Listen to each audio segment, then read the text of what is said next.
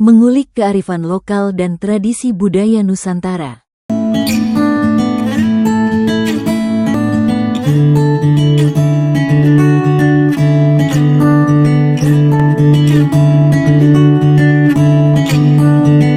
Kita ngomongin soal pangan gitu, Mas. Arkeologi pangan. Iya. Penasaran banget sih sebetulnya orang-orang penghuni Nusantara dulu itu bagaimana sih cara mereka memenuhi kebutuhan nutrisi dan pangan mereka gitu. Oh, kalau ditarik dari awal ya, ketika masyarakatnya masih tipe band gitu. Tipe band itu kan jumlahnya nggak banyak dan ya pindah-pindah gitu ya.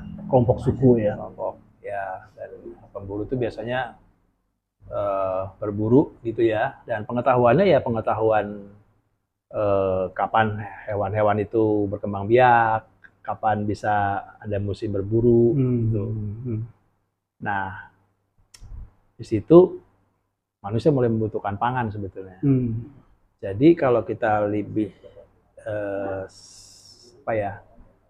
lebih substansi sebetulnya, orang membutuhkan energi sebetulnya, energi untuk bergerak, bernafas ya, kemudian juga barangkali denyut nadi, jalan dan sebagainya, berburu itu membutuhkan energi. Energi itu ada di pangan, gitu. Nah, pangan itu yang kemudian kita sumbernya ada di karbohidrat, protein, ada lemak, mineral, vitamin, air ya. Nah, manusia-manusia awal itu yang masih tipe band dia berburu gitu, memang makan sebagai kebutuhan sekedar makan gitu ya. Jadi disediakan oleh alam. Nah, ketika memasuki masa cocok tanam ada perbedaan lifestyle gitu ya, dimana yang tadinya itu disediakan oleh alam sekarang ditentukan juga sebagian oleh manusia. Manusia itu mulai intervensi bagaimana domestikasi hewan gitu kan, kemudian juga tumbuh-tumbuhan gitu kan ya, mulai itu setelah mereka udah mulai menetap gitu. Nah, tentu saja kita bisa rekonstruksi juga beberapa jenis hewan yang diduga itu diburu gitu ya. Jadi ada babi hutan, kemudian ada juga shell, kerang ya, ada juga ikan ya. Makanya kalau kita ngelihat lukisan-lukisan cadas gitu ya, gambar-gambar hewan gitu, mungkin dulu diteliti juga oleh Prof. Cecep gitu ya, juga skripsinya Oya. Bahkan hewan-hewan itu bisa jadi penanda juga gitu. Jadi misalnya ada dugaan kalau ada hewan gambar ikan gitu mengumpul satu lokasi gitu, apakah itu juga penanda tempat berlimpahnya ikan di situ misalnya. Nah, itu pernah diteliti juga ya oleh kawan-kawan dari prehistorian gitu. Nah, bahkan kerang. Nah, ini penelitiannya Nina Yulita di situs saintis itu menunjukkan bahwa kerang-kerang yang dimakan itu ada yang hidup di laut, ada yang di rawa, dan di sungai-sungai tawar ya, gitu. Jadi di rawa tuh yang di darat itu yang nempel-nempel tuh, nempel-nempel di bakau gitu kan ya, itu yang dimakan. Nah, tapi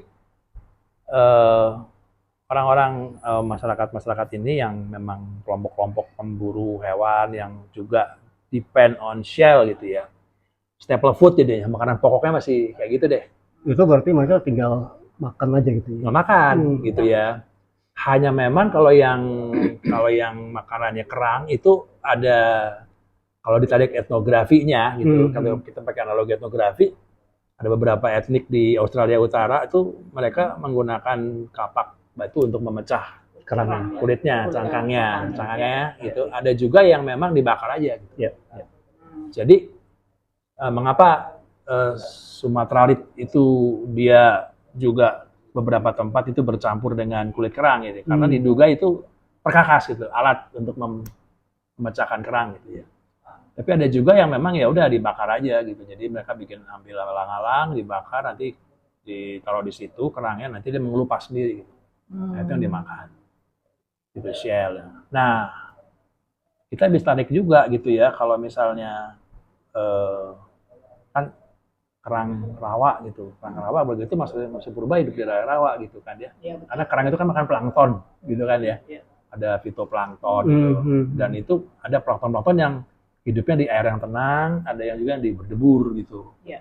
Bak. Jadi kita bisa merekonstruksi lah kira-kira orang dulu tuh makannya kerangnya makan plankton gitu kan ya. Plankton itu habitatnya kayak apa gitu. Jadi kita bisa punya gambaran, oh mungkin ini habitasinya gitu ya. Betul, iya, iya. Manusia prasejarah gitu. Iya.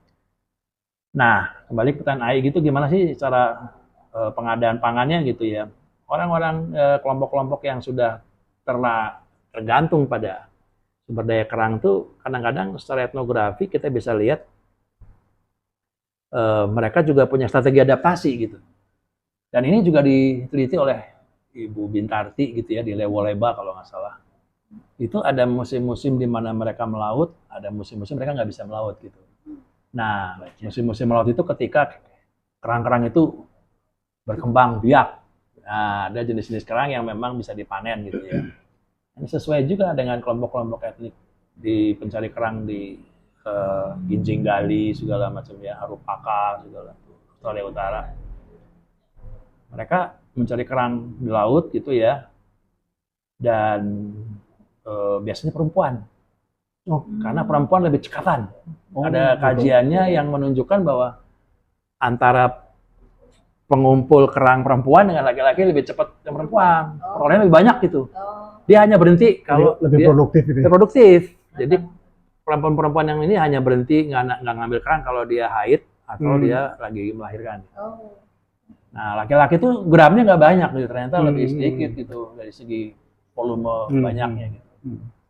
Nah, ketika kerang-kerang besar itu ada, mereka panen, ya. Ketika laut sedang tidak menyediakan kerang, mereka masuk ke dalam. Pedalaman, ya, pedalaman nyari kerang juga, harus kerang pokoknya. Tapi fresh water gitu ya, kerang-kerang jenis yang di air tawar gitu. Nah, itu pun diselingin, tapi tetap ya makan pokoknya kerang gitu. Selingannya mamalia gitu, atau semut atau cacing gitu ya. Itu jadi saya bisa kalau mamalia berarti mereka hunting juga. Artinya huntingnya nggak ditinggalkan gitu. Tetap berburu gitu ya. Tapi mungkin tidak. Bahkan ada juga temuan di Sukajadi itu Payarengas itu ada alu, lesung batu gitu ya. Nah, ini beberapa budaya Hwabin memang ada yang menggunakan itu sebagai alat ini ya penumbuk. Kan ada selingannya kan ada kacang polong gitu kan, kacang polong jadi kacang-kacangan gitu ya. Jadi dan hewan. Jadi kalau kita lihat di Bukit Kerang di Payarengas tuh, di situ saintis itu kerangnya banyak, kapal genggamnya juga ada, dan tulang-tulang mamalianya juga ada, gitu ya. Hanya rangkanya nggak banyak memang. Udah mulai mengkombinasikan gitu. Iya, mereka udah mulai mengkombinasikan pangan gitu, ya berburu. Sebenarnya budaya Hwabin juga nggak jauh beda sebetulnya ya dengan yang ada di Sumatera Utara gitu. Di timur Sumatera Utara. Jadi ketika tahun 91 saya ke Kecamatan Hinai, situs saintis gitu ya, Bukit Kerang di Sukajadi, itu kan sudah jadi industri kapur itu. Jadi kalau kita lihat sekarang kerangnya udah pada hancur gitu ya, tinggal cangkang-cangkangnya aja gitu, cangkang-cangkangnya. Nah tapi cangkangnya besar-besar ada yang kecil. Kita bisa lihat ini, oh ini Turritella, ini misalnya telas apa lagi. Pokoknya ada dua, ada Gastropoda, ada Pelicipoda gitu kan. Kan kerangnya itu gitu. Nah itu bercampur ada dengan kapal genggam. Kapal genggam yang dekat tungku gitu, tungku pembakaran cangkang kerang gitu. Kan jadi industri pembakaran cangkang kerang tuh. Jadi mungkin oleh perajin cangkangnya itu, perajin itunya, batanya tuh disortir gitu. Yang kerang-kerang sendiri, yang kapal genggam sendiri. Jadi Sumatera Lit gitu. Lakunya seperti itu. Jadi yang skripsiku yang di Irian itu kan memang Papua. Habitatnya pantai, ya kan? Lukisan guanya. Dia ada perahu, ada orang pegang tombak, ada ikan, lalu ada penyu, nah, itu selalu ada kayak mamalia di gambar. Jadi kita kan bisa mengidentifikasikan betul mungkin variasi pangan, gitu kan? iya. Ya, itu kan, ya. Ada penyu, ada kura-kura. Iya. Nah, itu kan ada. Berarti ini Ini tortoise nih kayaknya, penyu. Karena laut ya, Iya, karena ada perahu tadi kan. Cuma kalau misalnya udah mulai mengkombinasikan kerang dengan mamalia, berarti kan udah punya kemampuan untuk berburu lebih canggih, udah punya alat lah gitu ya. Iya.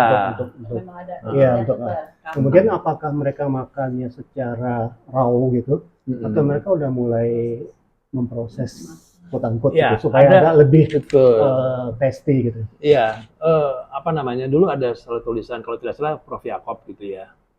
Nah, manusia bangsa prasejarah ini ketika mereka udah mulai bisa bikin pottery, ya, mulai itu kan teknologi penyimpanan. Gitu, ya, penyimpanan. Jadi makan itu tidak habis pakai gitu kira-kira ya. Nah, karena begitu orang menemukan pottery, ini tempat pengawetan, lalu tempat air gitu kan ya. Jadi earthenware gitu ya, nah, penyimpanan gitu. Nah, api udah ditemukan, keterampilan teknologi tembikar udah ditemukan, gitu kan ya. Perburuan sudah. Jadi makan ini kemudian juga mungkin bisa disimpan yang tidak hanya habis sekali gitu ya.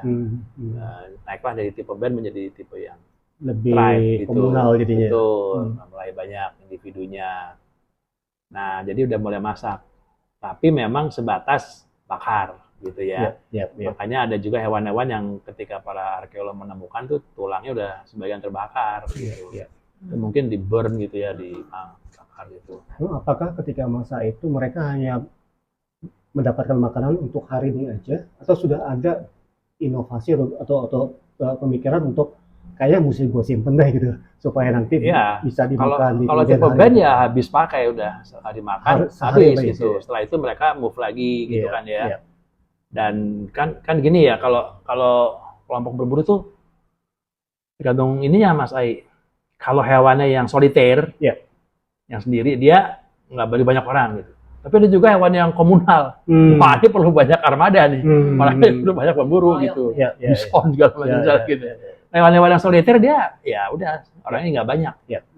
Makanya ada tipe-tipe masyarakat yang kalau berburunya nggak banyak individunya, hewan tunggal sendiri, dia harus menikah dengan biasanya etnik lain gitu.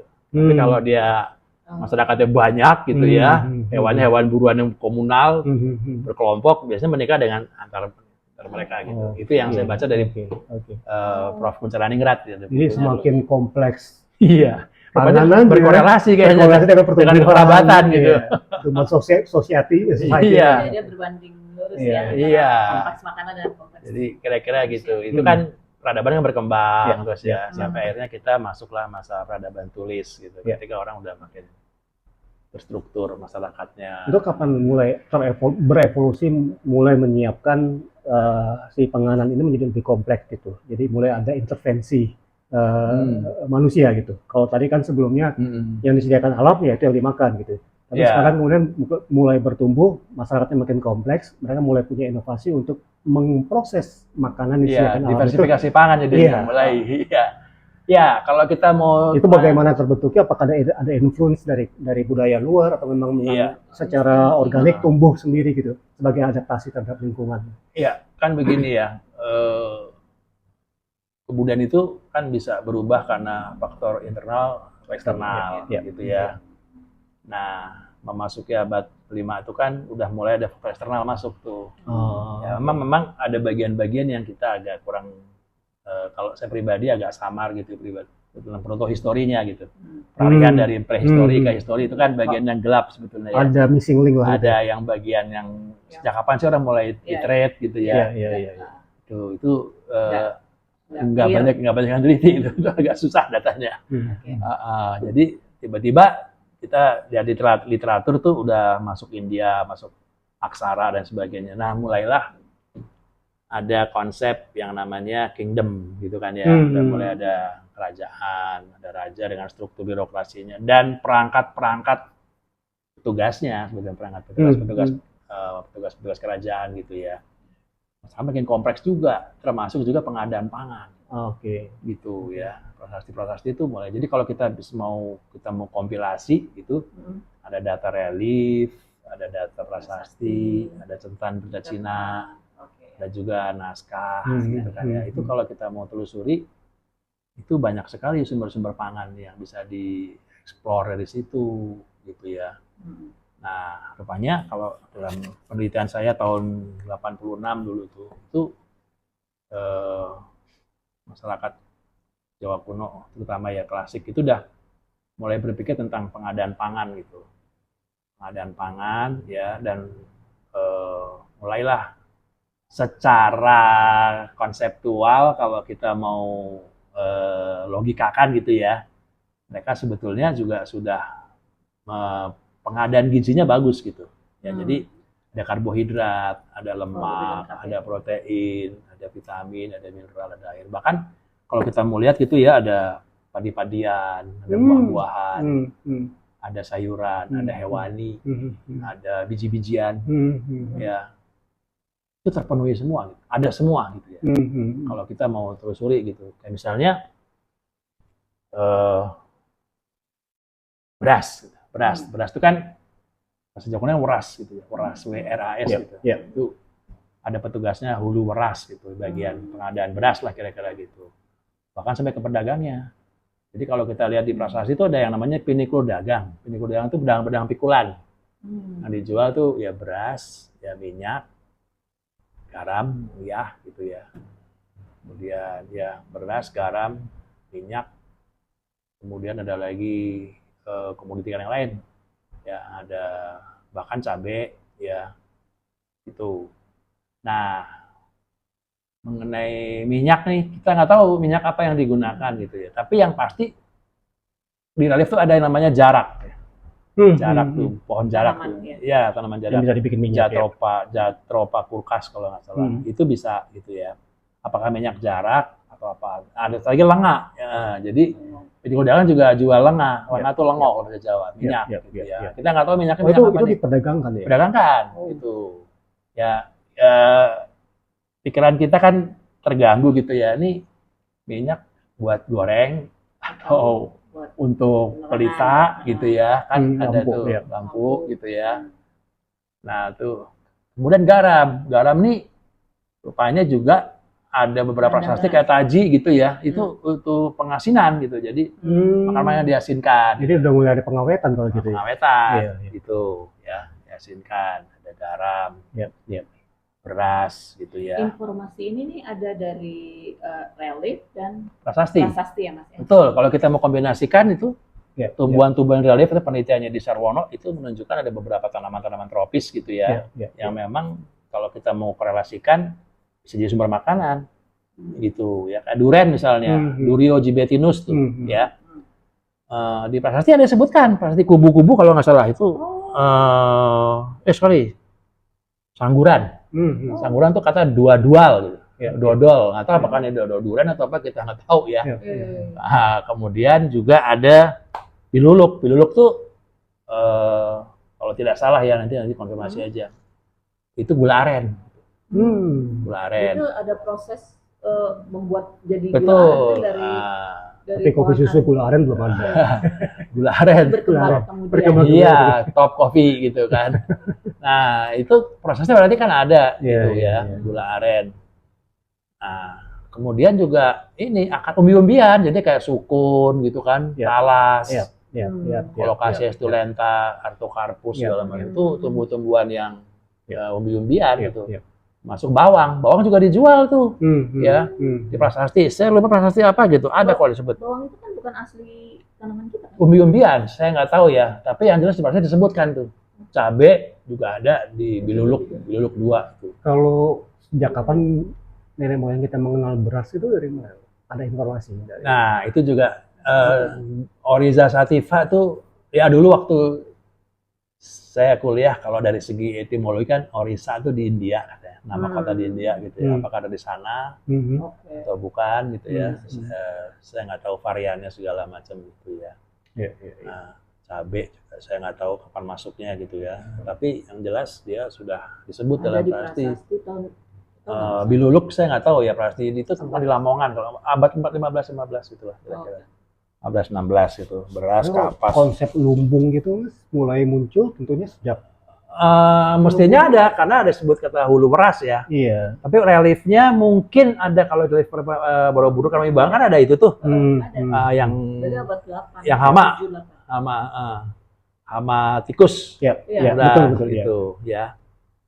Saya kira ada pasti yang menyebut lumbung. Jadi mereka sudah menyimpan ya. Ya, penyimpanan, Jadi mereka produksi pengawetan banyak, disimpan. gitu. Ya, kemudian juga ini sayuran. Ya, ada kuluban, dudutan, penelitiannya epigraf senior tuh Ibu Titi Sultinastiti itu menyebutkan dia satu konteks dengan kata pecel di naskah Ramayana itu. Jadi mungkin kacang-kacangan ini sebagai bahan dasar bikin pecel.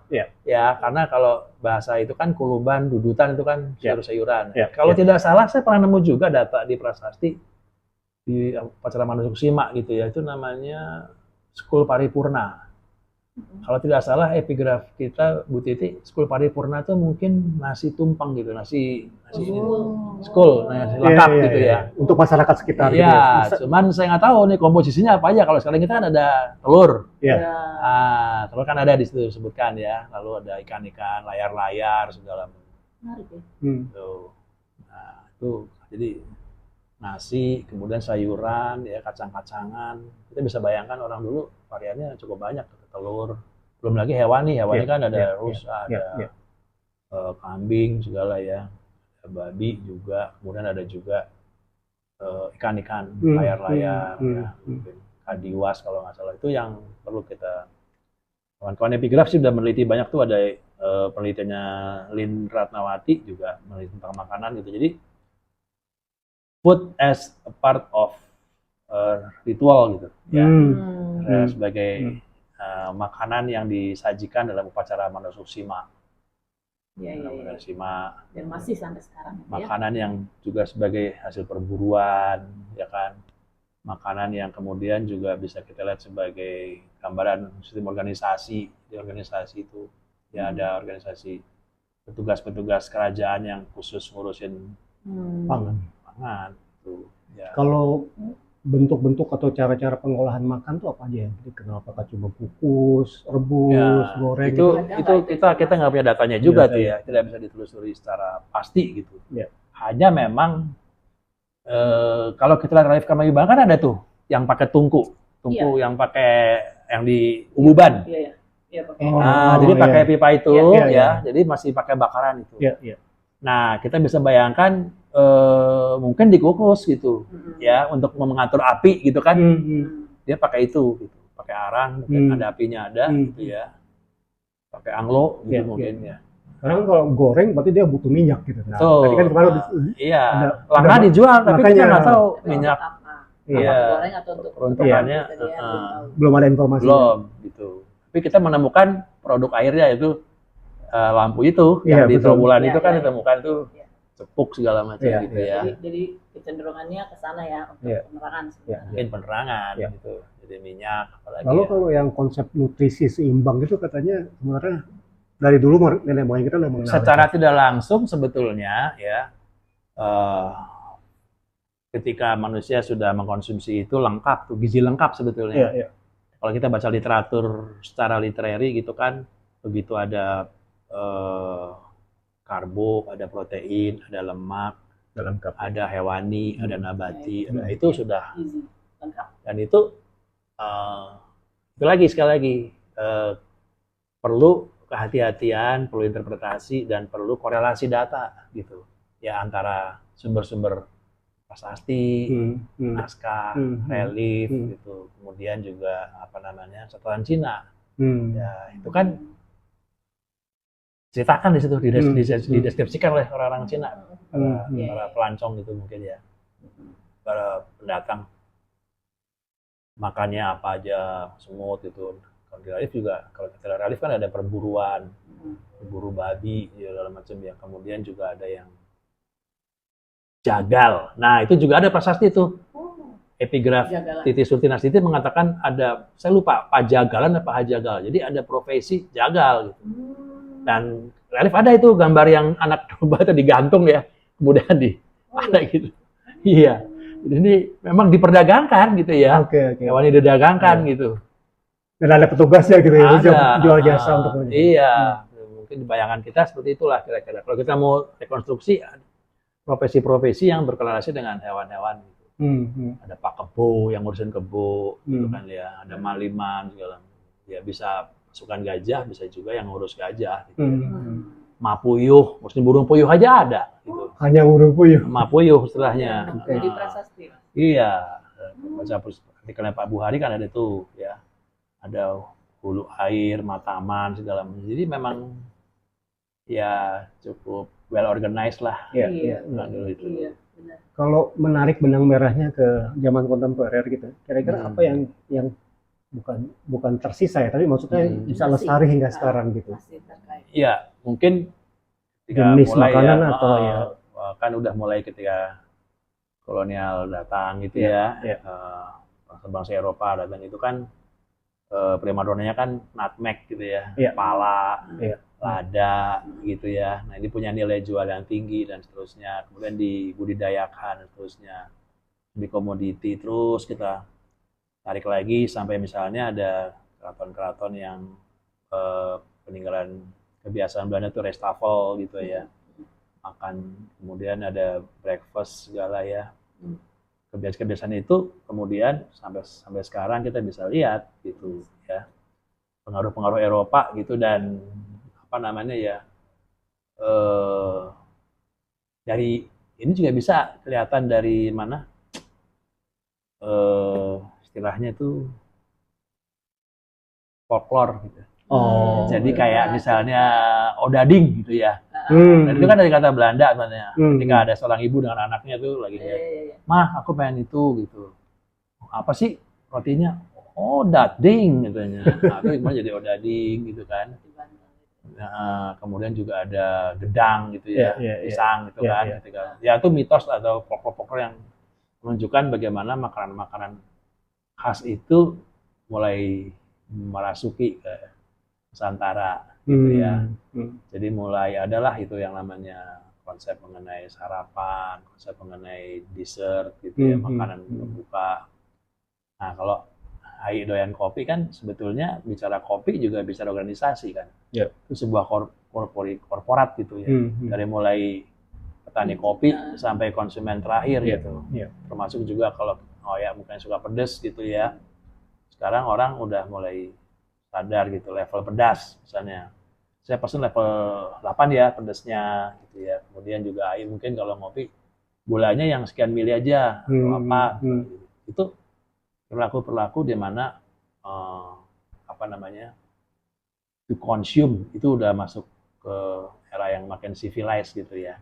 Udah makin beradab, makin sadar lalu manisnya dikurangin, pedesnya atau asinnya dan sebagainya. Kalau dulu kan yang ada banyak kan yang diasinkan, didendengkan gitu. Sekarang kan udah ada frozen, makan beku. Ada juga yang olahan, ada juga yang keringan kayak abon gitu kan. Ada bervariasi sekarang. Dulu yang populer banyak kan ya diasinkan sama dan dibakar gitu ya. Kita nggak berdata goreng, kita nggak tahu. Mungkin kukusan ada mungkin ya, tapi yang pasti jagung nggak kelihatan ya. Nggak relief, nggak ada tuh. Kalau setahu saya jagung nggak tahu ya, saya nggak lihat soalnya. Terus mais.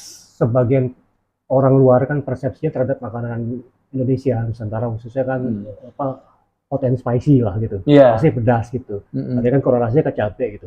Nah, apakah cabai ini originally from Indonesia atau Nusantara atau sebetulnya ada etnis atau budaya lain yang membawanya ke? Sepertinya itu masuk ke Indonesia. Masuk ke Indonesia. Jadi karena saya seperti kopi mungkin. Saya nggak ngelihat. Biasanya kalau saya mau dari prasasti nggak ada, Udah kemudian mungkin ya. Lebih beradab. Setahu saya itu. Berarti cita rasa pedas itu sebenarnya baru tumbuh belakangan kalau gitu ya? Mungkin, ya. Ada pohon cabai. Betul. Emang saya juga baru ketemu di Beluluk ada kata cabai soalnya ya. Bukan cabai atau bukan cabai gitu ya. Ya. Kan hewan juga begitu, ada yang original Indonesia, ada yang imigran, gitu kan, datang kayak angsa gitu kan. Terus kalau apakah penganan masyarakat awam gitu dengan masyarakat elit penguasa quote unquote itu mostly sama atau mungkin Sama, mereka gitu.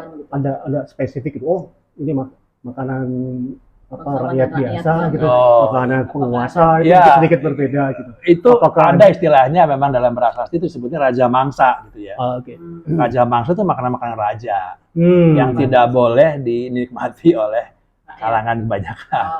Oke. Jadi kayak wedus gunting ya, wedus gunting itu kambing yang belum tumbuh buntutnya gitu. Muda. Asu tugel itu anjing yang dikebiri gitu ya. Kemudian karung pulih itu babi kalau nggak salah ya. Gitu. Yang ya hewan-hewan yang memang khusus untuk raja gitu ya. Tidak dimakan oleh rakyatnya. Gitu. Raja mangsa. Kita memang aneh juga ya. Saya pernah lihat di majalah Cina, Tungpao namanya. Itu diilustrasikan gitu. Ketika orang-orang Cina masuk ke Indonesia itu ilustrasinya kan orang-orang tanah Jawa tuh hitam, berbulu gitu, terus nggak pakai baju, terus makannya juga di atas mangkuk batok kelapa gitu ya. Diilustrasikan dengan picture ya. Tapi jadi ada catatan, deskripsi yang kemudian diilustrasikan. Iya. Di kemudian hari. Ya, jadi itu kemudian rumah-rumahnya beratap rumbia gitu kan ya. Raja itu kalau keliling dengan naik gajah apa gitu. Jadi digambarkan masyarakat tuh makan semut segala macam gitu kan. Semut gitu. Nah, itu dimakan juga gitu. Dimakan langsung. Nah, itu saya juga nggak tahu tuh. Dia hanya ditulis aja gitu makanan. Kalau penelitian Lin Nawati kayaknya disebutkan itu deh. Ada Semut. etnografinya nggak lo yang Saya nggak yang begitu. menemukan bahwa ada kelompok masyarakat yang ikut Enggak, memakan saya semut? nggak dapat datanya. Belum saya pernah teliti gitu. Jadi, Tapi kan ada suku di dunia ini yang makan. Di Australia mungkin yang makan Australia. semut. Iya. Australia, kalau Iya, Australia ya. Artinya memang Betul. ada presedensnya lah gitu Iya. ya, ada analoginya. Semut, Iya. madu juga lah gitu kan. Iya. Nah, jadi itulah yang bilang alternatif pangan gitu. Mhm. Tapi bayangan saya begini, oh ini orang emang harus makan kerang gitu. Jadi kalau kayak kita kan harus nasi gitu ya. Iya. Ketika kita diversifikasi agak sulit gitu. Iya. Meskipun manusia tuh well adapted lah pokoknya ya. Tapi ketika harus ganti, udah deh kenapa sih sekali-kali nggak digoreng gitu ya ketika harga minyak lagi naik gitu. Kenapa nggak dikukus atau di steam atau di apa gitu. Karena sebetulnya juga lebih sehat mungkin ya. Tapi kan soal taste, gitu. Soal rasa kan tetap aja orang. Terus ini Mas, di berbagai kelompok masyarakat adat gitu, sekarang ini kan suka ada, masih berlangsung sebetulnya kalau ada upacara adat, entah itu pernikahan, entah itu upacara penguburan dan sebagainya, mereka memasak bersama untuk lingkup masyarakatnya gitu. Iya. Apakah itu ada presidensi, ada di masa lalu? Kalau dulu sih itu biasanya makan bersama itu di upacara Manusuksima gitu ya, ketika sebuah daerah akan ditetapkan sebagai daerah sima. Nah itu ada setelah kita tuh kalau memasak dan makan bersama gitu ya? Iya, memasaknya sih enggak, dia makan bersama gitu ya. Oke. Hidangannya apa gitu, kan ada ininya tuh, aduh istilahnya apa? Kalau kita bikin acara itu acara main minute to minute ada rundown. Rundown ya. Ada rundown. Upacara sima ada rundownnya. Dahulu dengan apa? Tapi kan ada IO-nya juga mereka. Ada absen. Siapa aja yang hadir, siapa aja. Oh. Hadir Rundown siapa itu aja. untuk ini, untuk Jalannya upacara kan? Upacara, iya. modul. Siapa aja yang datang hari ini ya. Raja ini bahkan profesi-profesi yang disebutkan, ada pendongeng, macarita, ada mangigel yang penari, ada yang abanyol, itu pelawak gitu ya. Oh, mungkin di saat itu ya raja dan keluarganya makannya apa, rakyatnya iya, makannya apa. Mungkin gitu. disitulah ada divisi. Ada deh. Oh, kelas. Nah, makanannya ada semua disebutkan di Iya, situ. Ada rusa, ada ayam, ada kambing, ada telur segala macem. Ya. Nah, bahkan minumnya juga ada. Mungkin juga semacam ada yang bunga kelapa tuh tuak gitu ya. Tuak gitu kan. Minumannya, makanannya, yang hadir siapa aja. Tapi urutannya bisa beda-beda ya. Satu prasasti dengan prasasti yang lain itu bisa beda-beda urutannya gitu. Iya. Tapi nggak jauh beda sih, kontennya nggak jauh beda sebenarnya. Tuak itu memang dipakai untuk minum atau dipakai untuk bumbu juga? Sejauh yang saya tahu diminum gitu ya. Diminum. Jadi bunga kelapa gitu kan dari kokos nucifera kelapa. atau juga mungkin dari aren gitu. Kalau di dulu kan jadi gula aren tuh. Iya, Tapi kalau yang di bunga kelapa mungkin dari kokos kelapa. Udah ada di live kali itu. Kelapa yang diminum nanti. Dan nih udah selesai, udah dikukuhkan ya. Penutupnya baru tuh pendetanya. Pokoknya sekarang jadi tanah simak. Siapa yang melanggar ya ada punishment-punishmentnya lah disebut.